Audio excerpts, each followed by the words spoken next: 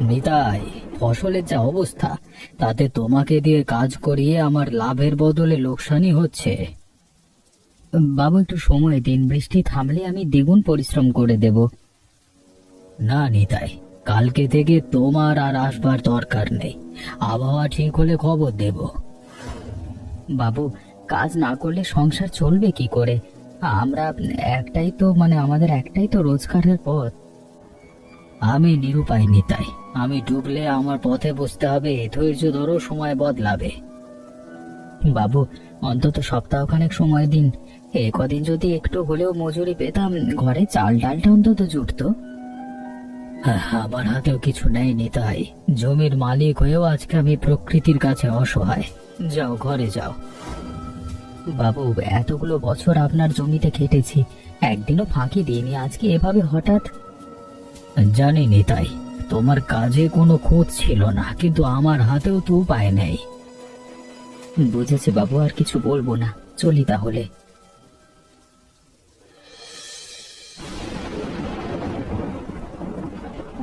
এত ভিজে গেছো কেন? তাড়াতাড়ি কাপড়টা বদলাও তো। সুরভি, জমিদার বাবু কালকে থেকে আর কাজে যেতে বারণ করে দিয়েছেন। সে কি, এখন সংসার চলবে কি করে? জানি না সুরভি, মাথা কাজ করছে না। বৃষ্টির জন্য ফসল নষ্ট, তাই আমাকে আর দরকার নেই। সুরভি, আমি জানি না আগামীকাল থেকে কি হবে। এই প্রথম মনে হচ্ছে আমি তোমার জন্য কিছুই করতে পারছি না। এভাবে বলো না, তুমি সৎভাবে পরিশ্রম করেছো, এটাই তো আসল কথা। পথ ঠিক বেরোবে, দেখো। কিন্তু সুরভি, পেট তো আর ভরসায় ভরবে না। কিন্তু কিছু একটা তো করতেই হবে হাতে হাতে। হ্যাঁ, তাই তো বলছি, বসে থাকলে চলবে না। কাল সকাল থেকে আমাদের কিছু একটা করতে হবে। তোমার এই সাহসটা দেখেই তো এখনো টিকে আছি সুরভি। কাল সকালে একবার শেখরদাদার বাড়িতে যাবে, ওরা কিছু সাহায্য করলে কিছুদিন চলে যাবে। ঠিক আছে, চেষ্টা করে দেখি। এভাবে বসে থাকলে তো কিছু এগোবে না। শেখর আছে বৌদি, একটু দরকার ছিল। আছে ভেতরে, কি দরকার বলো তো? আসলে হাতে কটা টাকা যদি ধার দিতেন খুব উপকার হতো। জমিদার বাবু কাজ থেকে বাদ দিয়েছেন, ঘরে চাল ডাল কিছু নেই। আমাদেরও তো হাত টানাটানির সংসার, এই বর্ষায় সবার তো একই অবস্থা। বৌদি, সামান্য কটা টাকা হলেও চলবে, শোধ করে দেব যেভাবেই হোক। কিছু মনে করবেন না, টাকা দিতে পারবো না।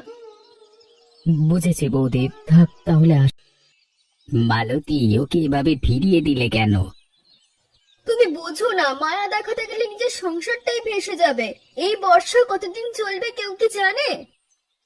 কিন্তু নিতাই তো আমাদের বহুদিনের প্রতিবেশী, বিপদে না দাঁড়ালে বন্ধুত্বের মানে কি থাকে? বন্ধুত্ব দিয়ে কি পেট ভরে শেখর? নিজেদের সংসারটাই তো ঠিক মতো চলছে না। তাদের কথা ভেবেই তো বলছি মালতী, আজকে যদি আমরা কাউকে সাহায্য না করি, কালকে আমাদের বিপদে কেউ পাশে দাঁড়াবে কেন? আমি তো খারাপ কিছু বলিনি, আমি শুধু নিজেদের কথা চিন্তা করে। তুমি ভুলে যাচ্ছ মালতী, বছর 3 আগে আমার বাবা যখন অসুস্থ হয়ে পড়েছিলেন, নিতাই কিন্তু রাতভর জেগে হাসপাতালের দরজায় দাঁড়িয়েছিল। সেটা মনে আছে আমার, কিন্তু আজকের কথা আলাদা শেখর। আজ আমাদের নিজেদেরই অভাব। নিতাইয়ের পাশে না দাঁড়ালে নিজের কাছেই ছোট হয়ে থাকবো সারা জীবন। কালই ওর কাছে যাব।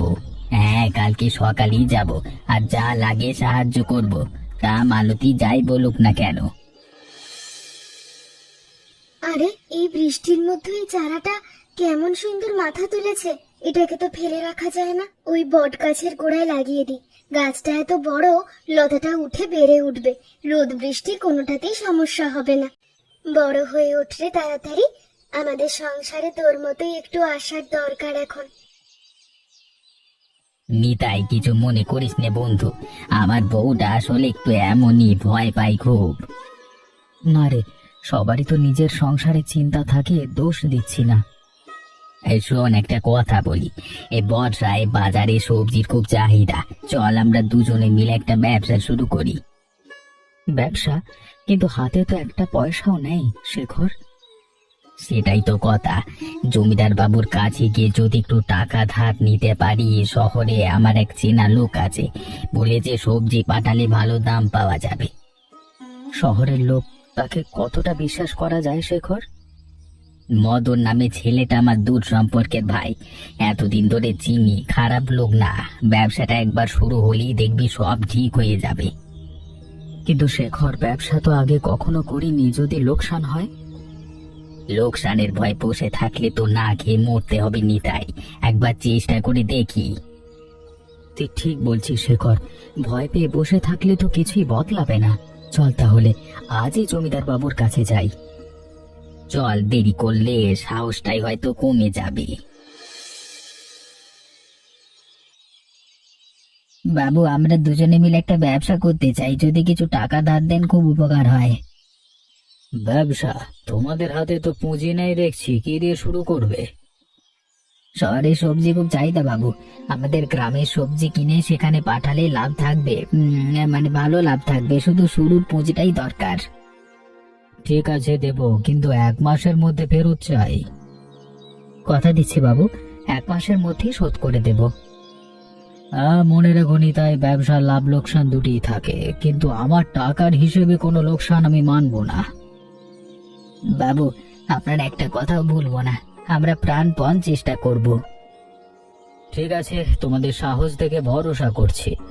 যাও, শুভ কাজে দেরি করো না। বাবু, এই উপকার আমরা কোনো দিন ভুলবো না।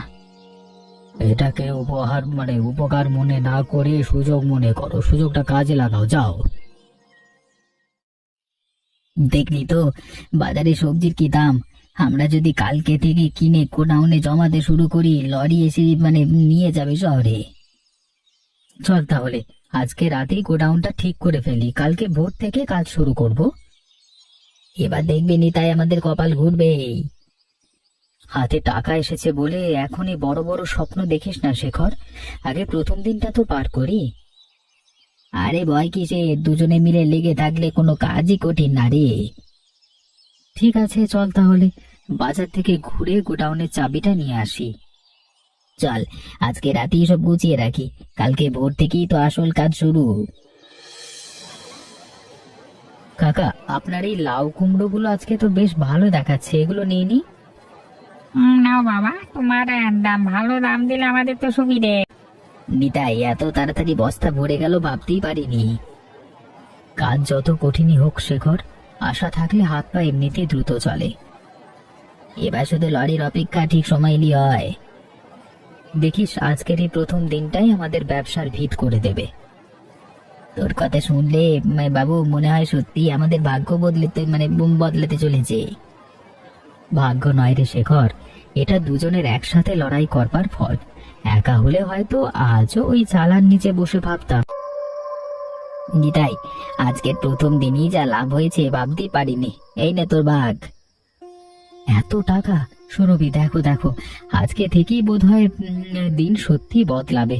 এই একদিনের রোজগারই তো জমিদারের কাজে পুরো 1 সপ্তাহ পেতাম না। হ্যাঁ, ওই দেখ নিতাই, তো চাল কুমড়োর লতাটা তো বেশ বড় হয়ে গেছে বট গাছ বেয়ে। হ্যাঁ, রোজ যত্ন করছি, দেখবে একদিন এই লতাতেই আমাদের ভাগ্য খুলবে।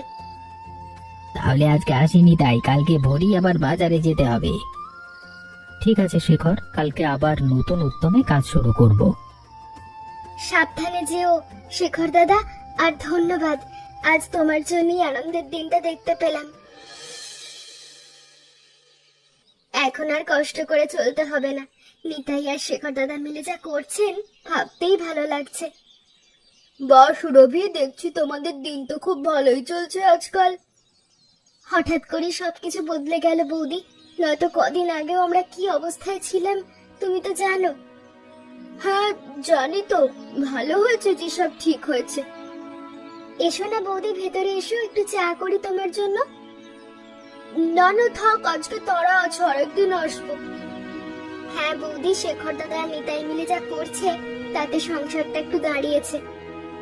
সত্যি তো, ওদের পরিশ্রমটা আজ ফল দিচ্ছে। ভালোই ভালোই জমিদারের ধারটা শোধ করতে পারলেই হলো। চিন্তা করো না বৌদি, দেখবে এভাবে ব্যবসা চললে জমিদারের টাকাও কিছুদিনের মধ্যে ফিরিয়ে দিতে পারবে। তাই যেন হয়। নিতাই, কি অবস্থা? বাজারে তো সবজি নেই বলা চলে। এই তো সেদিনও বাজারে সবজিতে ভরা ছিল, আজকে পুরো ফাঁকা। নতুন সবজি উঠতে তো অন্তত একটা মাস লেগে যাবে। এই এক মাস আমরা কি করব? আশেপাশের সব গ্রামেই তো একই অবস্থা শুনছি। এত কষ্টে শুরু করা ব্যবসাটা কি তবে এখানেই থেমে যাবে? না শেখর, এত সহজে হাল ছাড়বো না। ভাবতে দে, ভাবতে দে, আমাকে ভাবতে দে। 7 দিনে যে স্বপ্নটা দেখতে শুরু করেছিলাম সেটা কি হবে? ভেঙে যাবে। এখনই হাল ছাড়িস না বন্ধু, চল আগে বাড়ি ফিরে যাই। মাথা ঠান্ডা রাখলে হয়তো কোনো পথ চোখে পড়বে। আর জমিদার বাবু টাকা শোধে দিনও তো ঘনিয়ে আসছে, এভাবে চললে তো কিন্তু হাতে তো সময় বেশি নেয়নি, তাই জমিদার বাবু কথার খেলাপ সহ্য করবেন না। সুরভি, দেখো কি কাণ্ড! হুমা, এত কুমড়ো তো একসাথে খেয়ে শেষ করাই যাবে না। নিতা, এই চাল কুমড়োই তো এখন আমাদের অস্ত্র হতে পারে। বাজারে সবজির আকাল, আর আমাদের হাতে এত কুমড়ো। দেখ শেখর, একটা একটা চাল কুমড়ো কি ভারী! এগুলো বাজারে নিয়ে গেলে ভালোই দাম পাবো মনে হচ্ছে। সুরভি, তোমার লাগানো এই ছোট্ট চারাটাই তাহলে আজকে আমাদের বাঁচাতে চলেছে। বলেছিলাম না, ছোট্ট আশাও একদিন বড় হয়ে ফিরে আসে। সুরভি বৌদি, আজকে থেকে তোমাকে আমাদের ব্যবসার গোপন অংশীদার বলা যায়। সাবধানে পারো, লতাটার কোনো ক্ষতি না হয়। এই লতাই তো আমাদের আসল সম্পদ এখন। ঠিক বলেছ, এই লতাটাকে তো এবার থেকে বেশি করে যত্ন করতে হবে। কে জানতো এই ছোট্ট চারাটাই একদিন আমাদের এভাবে বাঁচাবে। এবে এত এত চাল কুমড়ো দেখে তো মনে হচ্ছে পুরো বাজারের অভাব আমরা একাই মেটাতে পারবো নি। তাই আজকে প্রথম চালনেই তো প্রথম 40টা চাল কুমড়ো হয়ে যাচ্ছে। বাকিগুলো না হয় কালকের জন্য রাখি। হ্যাঁ, ধীরে ধীরে বিক্রি করাই ভালো। নিতাই, শহরে মদনদাকে খবর দিয়েছি, আজই লরি নিয়ে আসবে বললো। ভালো করেছিস, মদনদা তো একদিন ঠিকঠাকই মাল নিয়ে গেছে, ভালো দামও দিয়েছে। হ্যাঁ, লোকটা বেশ বিশ্বস্ত, কথা দিলে কথা ঠিক রাখে। সেটাই তো আসল কথা শেখর, বিশ্বাসের ওপরই তো ব্যবসাটা দাঁড়িয়ে আছে। আর এবার তো হাতে এত মাল, দেখি শহরে গিয়ে কেমন সাড়া পাই। চল, দেরি করলে লরি এসে বসে থাকবে, তাড়াতাড়ি গোডাউনে পৌঁছাই। নিতাই ভাই, এবারে চাল কুমড়ো গুলো তো দারুণ হয়েছে। শহরে সবজির যা আকাল চলছে, এগুলো তো হাতে হাতে বিক্রি হয়ে যাবে। তাই যেন হয় মদনদা, এই কুমড়োগুলি তো এখন আমাদের সব ভরসা। হ্যাঁ, মোট 110 কেজি হলো। আজকের বাজার দর অনুযায়ী দামটাও বেশ ভালোই পাবেন দেখবেন। বাহ, হিসেবটা একদম ঠিকঠাক মিলে গেল। হ্যাঁ, আপনার সাথে কাজ করে সত্যি শান্তি পাই মদনদা। আপনাদের সততা দেখি তো আমি সৎভাবে কাজ করবার সাহস পাই ভাই। চলুন এবার লরিতে তুলে ফেলি সব। নিতাই ভাই, শেখর ভাই, আপনাদের চাল কুমড়ো শহরে যা দাম পেয়েছে ভাবতেই পারবেন না। বাজারে সবজির আকালের জন্য দামটা প্রায় দ্বিগুণ হয়ে গেছে। এত টাকা! সুরভি শোনো, এই দেখো আমাদের কুমড়োর কামাল। এই একটা জ্বালানি তো আমাদের এতদিনের সব দুশ্চিন্তা কেটে গেল মদনদা। শহরের আড়তদার তো বলছেন আগামীতেও যদি এমন ভালো মাল পাঠান নিয়মিত কিনে নেবেন। শুধু চারা না বৌদি, আপনার যত্নও তো এর পেছনে আছে। সবকিছু মিলিয়েই তো আজকের এই সাফল্য। দেখো, চাল কুমড়ো বিক্রির টাকা দিয়ে জমিদার বাবুর পুরো ঋণটাই তো শোধ করে দেওয়া হচ্ছে। তাও হাতে বেশ কিছু টাকা থেকে যাচ্ছে। যাক, এতদিনের চিন্তাটা তাহলে মিটলো। কালকে সকালেই জমিদার বাবুর কাছে চলে যাই। চলো শেখর। হ্যাঁ চল, ঋণ শোধ করবো। বাবু, এই নিন আপনার টাকা, পুরোটাই সুদ সমেত ফেরত দিতে এসেছি। বাহ, সময়ের আগে শোধ করে দিলে। ব্যবসাটা তাহলে সত্যি ভালো চলছে দেখছি। হ্যাঁ বাবু, আপনার দেওয়া সুযোগটা আমরা কাজে লাগাতে পেরেছি। তোমাদের পরিশ্রম আর সততা দেখে সত্যি খুশি হলাম। এমন মানুষ হাতে গোনা। শোনো, চাইলে আমার কিছু পতিত জমিও তোমাদের ব্যবসার জন্য ব্যবহার করতে পারো। লাভের একটা অংশ দিলেই হবে। সে তো আমাদের জন্য আরো বড় সুযোগ বাবু, ভেবে দেখবো আর কিভাবে এগোনো যায়। বাবু, আমরা চাইলে গ্রামের আরো কয়েকজনকেও তো এই ব্যবসায় যোগ করতে পারি, সবারই তো উপকার হবে। বাহ, এই তো ভালো চিন্তা। একা বড় হওয়ার চেয়ে সবাইকে নিয়ে এগুনোই তো আসল বুদ্ধিমানের কাজ। সুরভি, তোমাদের এত বড় সাফল্যে আজ না এসে থাকতে পারলাম না। আরে বৌদি, এসো এসো, ভেতরে এসো। সেদিন যখন তোমার স্বামীকে সাহায্য করতে পারিনি, মনটা খচখচ করছিল। আজ তোমাদের এই সাফল্য সত্যিই ভালো লাগছে। সেসব নিয়ে আর ভেবো না বৌদি, তুমি নিজের সংসারের কথা ভেবেছিলে, এটা তো দোষের কিছু না। তোমার এই মনটাই তো আমাদের এত ভালো করেছে সুরভি। এবার থেকে আমিও তোমাদের পাশে থাকতে চাই। খুব ভালো লাগলো শুনে বৌদি। চলো ভেতরে বসে চা খেতে খেতে গল্প করি।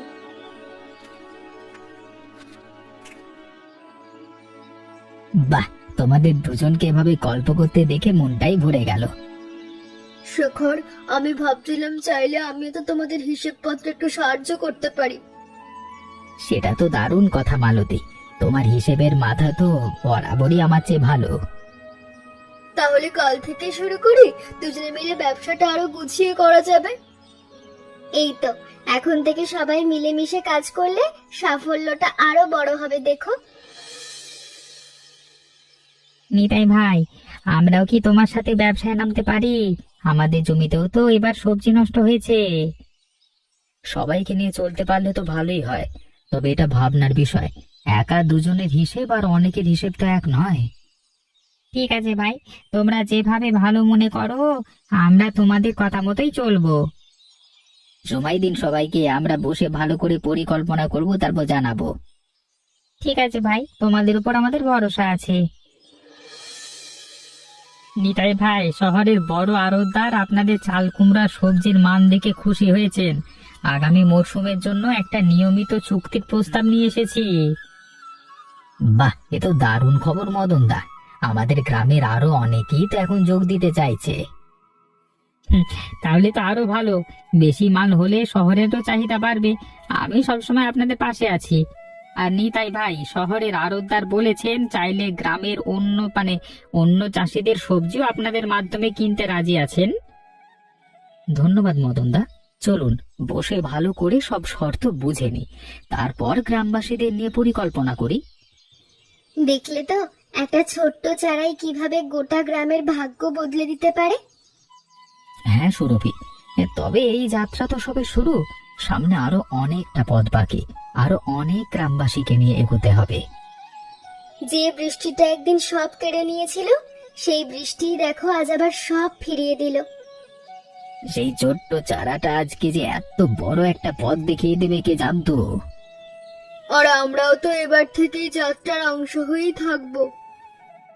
এক সময় ভেবেছিলাম বৃষ্টি বুঝে আমাদের সব কেড়ে নেবে, কিন্তু আজকে দেখছি সেই বৃষ্টি আমাদের একটা নতুন জীবন দিয়ে